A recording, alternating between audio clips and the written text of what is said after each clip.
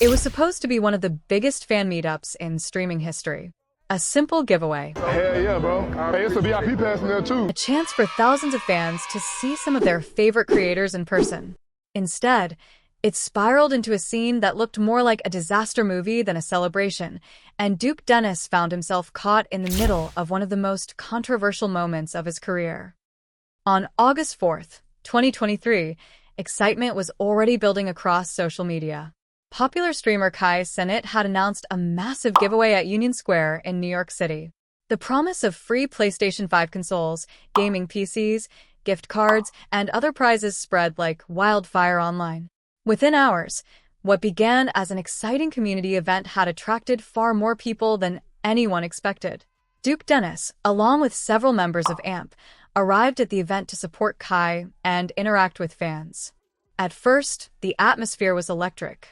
Thousands of people packed into the square, cheering, recording videos, and hoping to catch a glimpse of the creators they had watched for years. But beneath the excitement, a serious problem was growing. The crowd kept getting bigger. Soon, streets were overflowing. Traffic came to a standstill. Police struggled to control the rapidly expanding gathering. Videos began appearing online showing people climbing structures, running through the streets, throwing objects, and creating chaos throughout the area.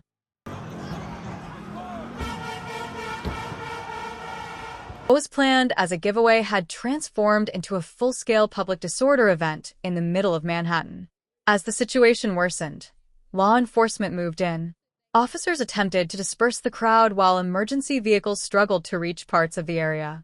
News helicopters circled overhead, broadcasting the unfolding chaos live.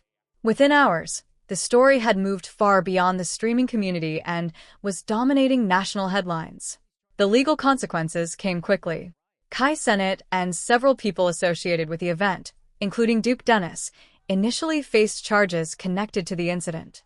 For many viewers, this was the first time they had seen internet creators become the focus of such a large public safety investigation. And it was pretty calm when they was leaving the hotel room. Suddenly, the conversation wasn't about gaming or live streams anymore.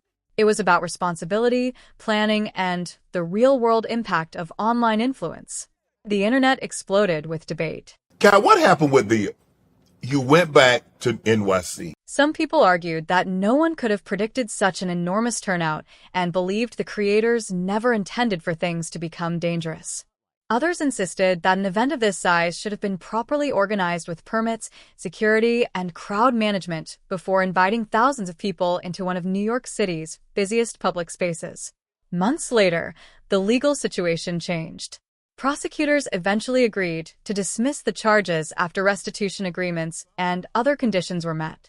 Although Duke Dennis was no longer facing criminal consequences, the incident had already become one of the defining headlines attached to his name.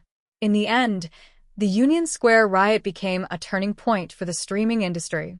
It demonstrated that online fame can translate into massive real-world crowds almost instantly, and that influence carries responsibilities extending far beyond the screen.